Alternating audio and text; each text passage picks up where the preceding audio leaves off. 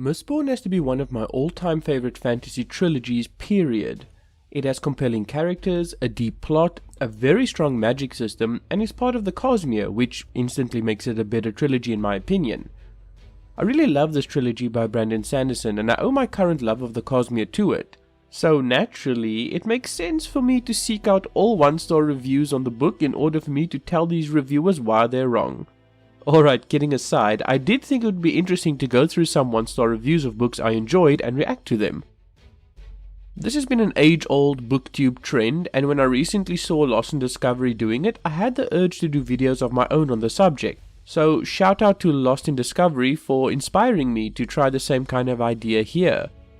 And while I normally like to have all my thoughts streamlined and planned out for my video essays, this video will probably be a lot looser since it's a reaction video.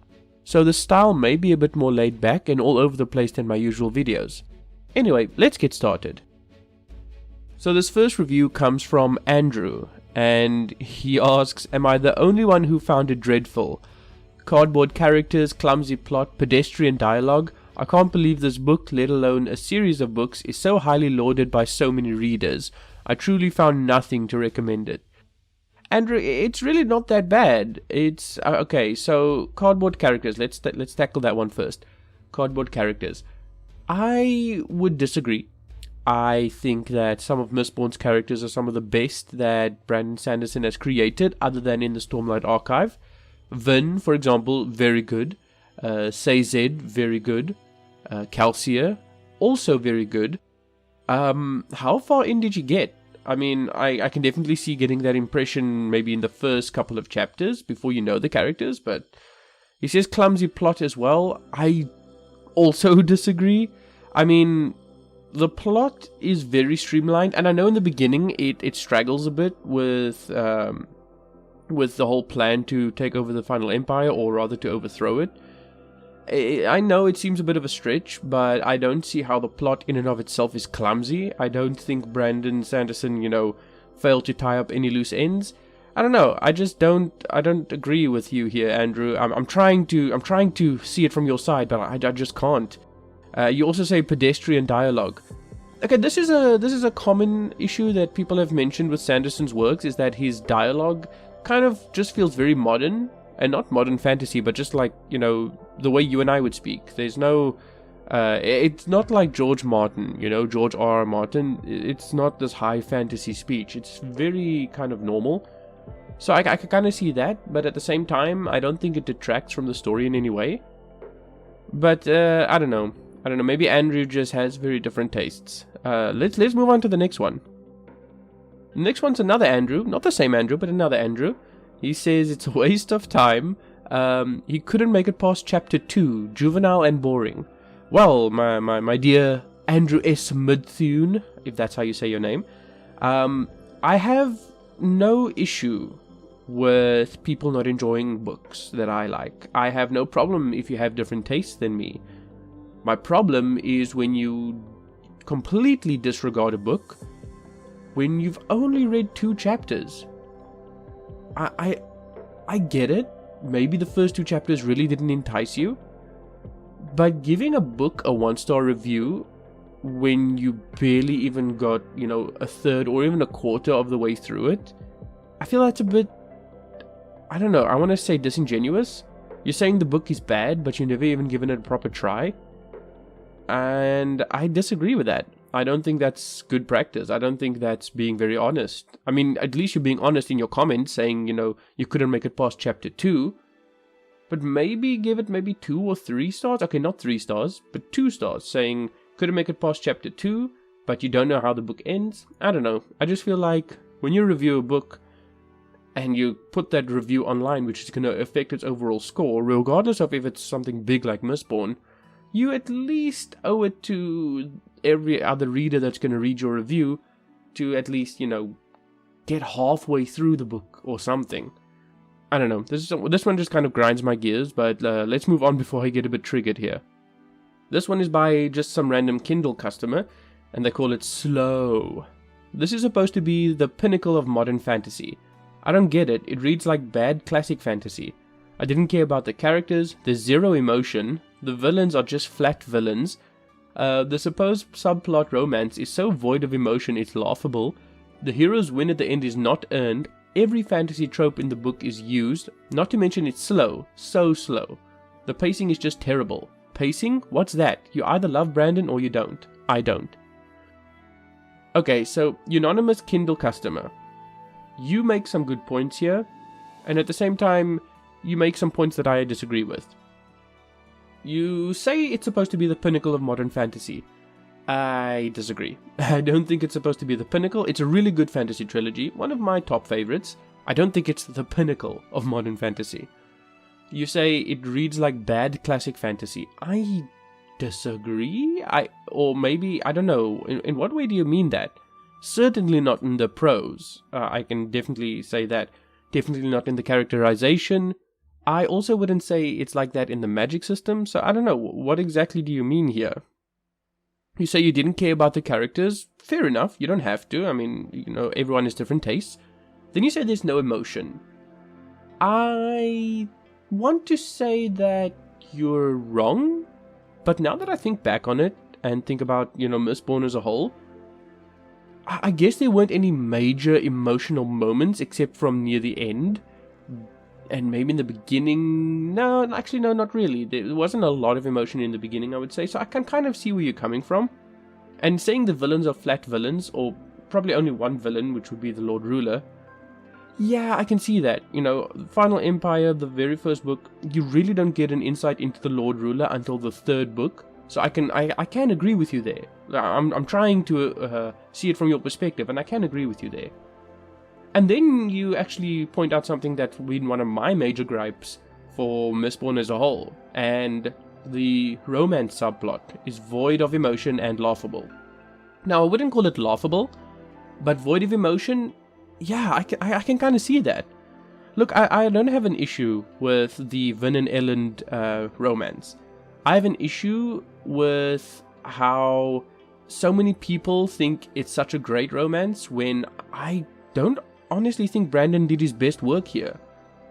Brandon can do good romance subplots.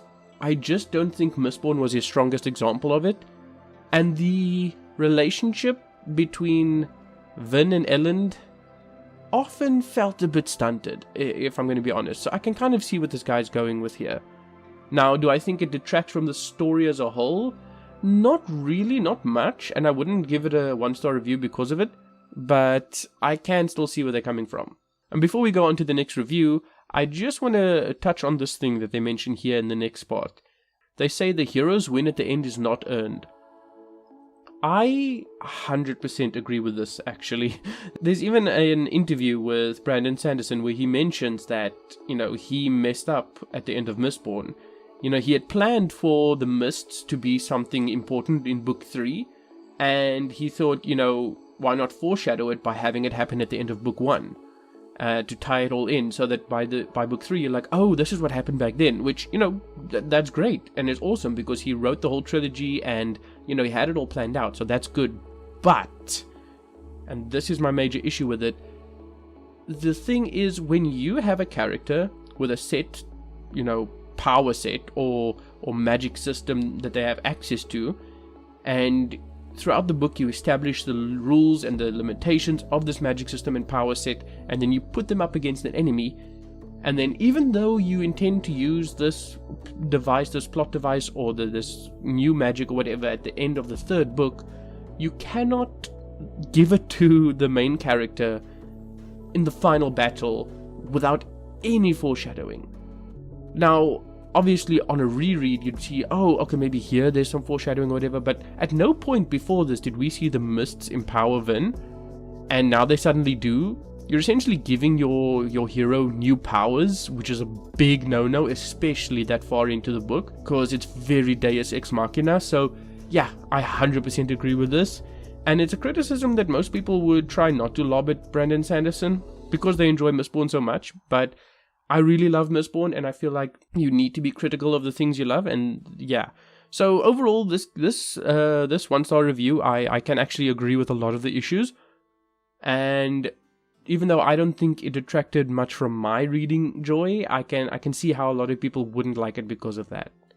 But we've been on this one for far too long. Let's go on to the next one. The next one is by Bonnie Blue. Bonnie says this one is not even worth 1 star.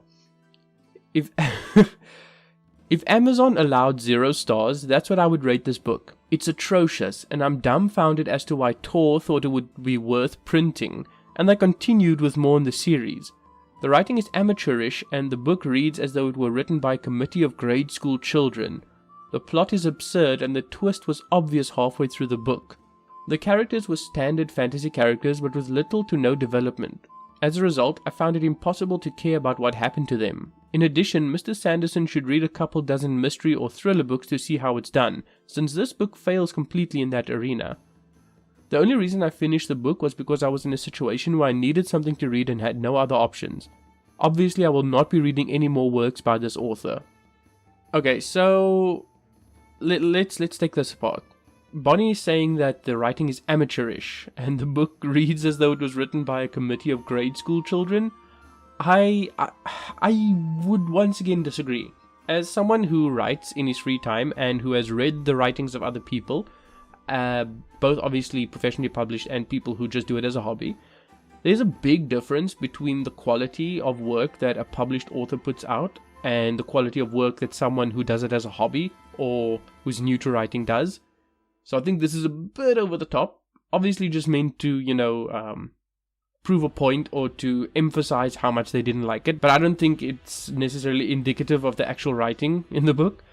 They say the plot is absurd and the twist was obvious halfway through the book. Now, what twist are they referring to here? Because if I remember correctly, and it's been a while since I've read Mistborn, but if I remember correctly, there wasn't any major twists. The plot was pretty straightforward. There wasn't really a big mystery set up. If she's talking about, the whole mist thing at the end, maybe, but I don't think that was obvious. If she's talking about, some of the deaths that happened, maybe, but also I don't think that was a twist. So I'm not sure exactly what they mean here. They say the characters were standard fantasy characters with little to no development.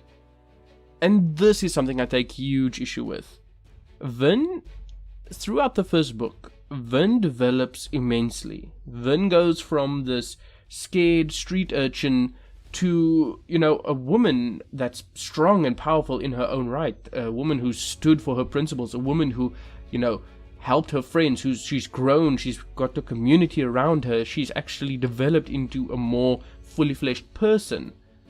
I highly disagree with the statement that there was little to no development. But that's all I wanted to say on this comment. I don't think I'm going to go through it further. We've got a lot more to get through. Alright, next one. Probablemente me condene al ostracismo eterno al ser... I'm just kidding, guys. I'm just kidding. I have no idea what this is. I'm just kidding. Let's move on.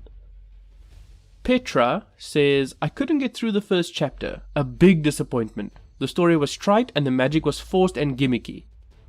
Okay, so Petra, if you say the first chapter, I'm going to assume you mean past the prologue and into the first actual chapter with Vin. Okay. So then my question is, how do you know that the magic was forced and gimmicky if you've barely seen the magic system and it's not been explained to you? And if you say the story was trite, I don't understand how you could say that when you've barely had like a percentage of the story given to you. See, this is my issue with a lot of the one-star reviewers, and you'll probably see more of them, is that they will say that a book is bad, and then they haven't finished the book or even gotten halfway through. As someone who reviews books, I think it's extremely unprofessional and disingenuous, and now I know these aren't professional reviewers, but my point is that if you're going to review something, you owe it to the creator who made it to at least give it a decent try. And if you can't even get like halfway through whatever they, gave you, then don't review it. Because I think that a book can have a slow beginning, and Brandon has a lot of slow beginnings in all of his books. Okay, maybe not all, but in a lot of his books, it's a slow beginning and then a fast burn through the latter half. But because these people can't even make it there, they don't see it. For example, with Warbreaker, I had a lot of issues with that book up until like 3/4 of the way through. The last quarter of the book made up for all the issues I had, and it became one of my top favorite Brandon Sanderson books. But I wouldn't have known that if I'd only read like 2-3 chapters and then given up and given it a poor review. I understand if you DNF a book, but then don't review it, at least in my opinion. Anyway, this one's just kind of triggering me a little bit, so let's move on. May gives us a little bit of a story here. May writes, "Once a writer arose to create a new fantasy world, an interesting world with unique magic system that challenged the genre. He failed. While the magic system is unique, and one of the main focal points in the reviews I've read, I found this system dull, repetitive, and full of holes, just like his plot and characters." Wow, okay. "The main character, Vin, is a terrible female lead, unless you really enjoy whiny, angsty brats." Okay, I'm going to stop it there. This review goes on, but let's just look at this part that we've snipped here. So, okay, I like the intro to this review. Pretty funny. But saying that the magic system is full of holes, I don't think so. I don't know. The magic system's pretty well fleshed out. You'd have to say which holes in the magic system there are, and then you say that there's holes in the plot and the characters. Again, hard disagree. I'm trying to, as you guys can see, I'm trying to, come to the table here, meet these reviewers halfway. If they didn't finish the whole book, then I'll completely disagree with them. But if they have legitimate criticisms, I will still try and see where they're coming from. But if you're gonna make statements like that, saying that the magic system, plot, and characters are full of holes, you kind of gotta back it up, because otherwise there's nothing for me to go off of to try and see it from your perspective. But I will agree on one little thing, saying that Vin can be a bit angsty in the beginning, which is true, but that's kind of the point. Brandon Sanderson does mental illness a lot, and Vin clearly has a huge anxiety issue that she has to overcome. So I don't understand why that would be a problem for most people, but I don't know, maybe it's just a bit of a boring read for people, or an annoying read. I know in the third book, when Sayzed goes through depression, it was a bit slow in plotting for me, even though the depiction of depression was good. So I can kind of see that. But other than that, I kind of obviously disagree with this review. Let's move on to the next one. Okay, this one's long, okay? So I'm just gonna pick out the most important parts. You can read the whole thing if you want, but let's just focus on the important parts. So the very first paragraph here is something that I can kind of agree with to an extent. Saying that, Vin put on a tight corset a week after nearly dying from an axe wound. You gotta remember that Vin was fully healed thanks to burning pewter. Vin has incredible healing capabilities, so does every other Mistborn and pewter arm. It's gonna help you heal from an axe wound. You can be nearly dead, and in a week be completely fine. So I don't agree with that. But Sarah also says here that, Vin miraculously had all the powers and essentially one-shot the Lord Ruler after all the build-up. Yes, and this is something I mentioned earlier in the video, it's a problem I have too. I don't like how overpowered Vin becomes in the end, not because I don't think overpowered or very powerful characters are bad. I just think that giving the hero the power they need to overcome their issue right when that problem comes up, that's not good writing. And Brandon has admitted to this. He's admitted his fault, and obviously there's nothing he can change about it now, but he's worked on improving, and you can see his later books are much better. But I can definitely agree with her issues here.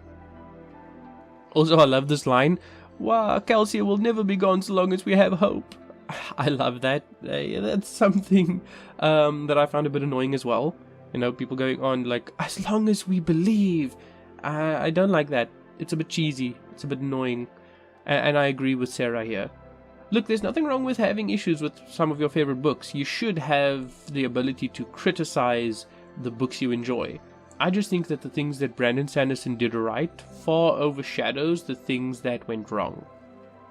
Also at the end here, saying that the insta-love romance with Ellen was horrific. Yeah, I agree. It gets a bit fleshed out and justified in the later books, but in this book, it's very insta-lovey, and that's a trope I really don't like. Okay, see, this reviewer, I think it's pronounced Johan or Johan, he says that he rage quit after 100 pages. And, I mean, that's good. You know, at least you've given it a proper try, you know, but I still wouldn't review the book. He says that it's as shallow as fantasy can get. He couldn't really get into it. He didn't hate the Lord Ruler. He didn't care for the main cast. He didn't get immersed, etc. And then he says it's why he's a fan of George R.R. Martin. And I can actually relate to this heavily. You see, before I got into Cosmere and general fantasy as a whole, the only real fantasy I read was The Song of Ice and Fire. And the reason being is because I found that world to be very real to an extent. It felt like a place that could really exist. And when I got into Brandon Sanderson, especially the first Mistborn book, it very much felt shallow to me after reading George R.R. Martin's work.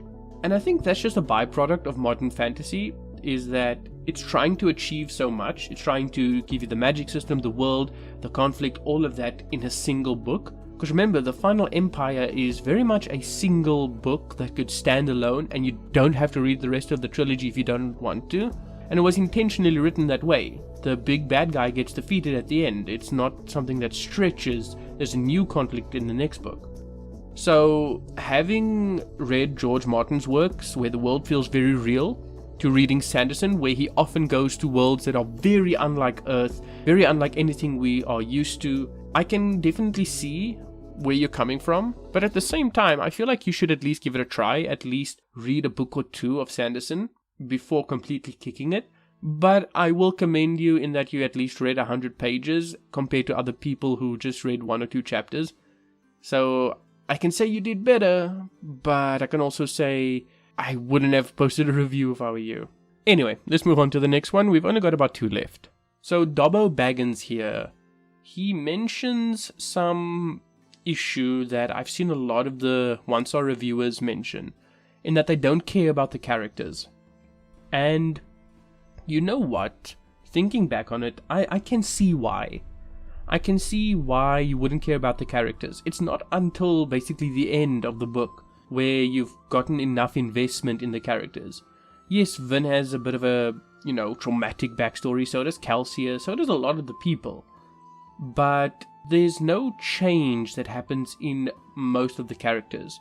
Calcia is pretty much the same character up until, I'm not going to spoil the book here. If you want to read it, you should read it, but Calcia pretty much stays the same. Vin does change, but you only really notice the change near the end. And even then, while it's a definite change, it's a bit of a subtle one. So because there's not a lot of change, you as the reader don't really see the characters develop through the issues that they're going through. And that creates a bit of a disconnect and makes the reader struggle to actually connect with the characters. So I can see why. I think maybe my view on it is a bit skewed thanks to my experience with the whole trilogy, having read all 3 books. You see a lot more of the development and care a lot more about the characters. But thinking about this perspective from someone who's literally only read the first book, I can kind of see where they're coming from. I disagree though. I still think that they should read the whole book and, finish the trilogy and give it a proper try. But I can see where they're coming from. Okay, this last one I just wanted to include because it's pretty funny. Daniel says, meh. Plot. A band of thieves spend 676 pages frowning, sighing, and raising their eyebrows at each other. I kind of agree with that. Sorry, I'm trying to keep a straight face here and focus on what I'm supposed to say. It's so true. It's so true. Go back into the first Mistborn book and just look at how many times Brandon Sanderson uses, the verb frown or sigh, raising their eyebrows. It actually happens a lot. When I was reading it the first time, I was like, okay, he keeps using these. Okay, fine. I kind of ignored it, but this review was too funny not to include because I relate. I relate so bad. Anyway, it's not necessarily a proper criticism of the story, but yeah, just funny.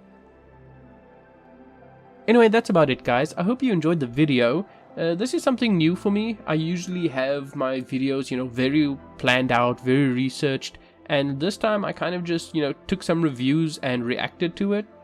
Not so sure how the loose format will work. And I'd really love your input. If you'd like to see more of these, I do plan on doing a Way of Kings one and a Warbreaker one and an Elantris one.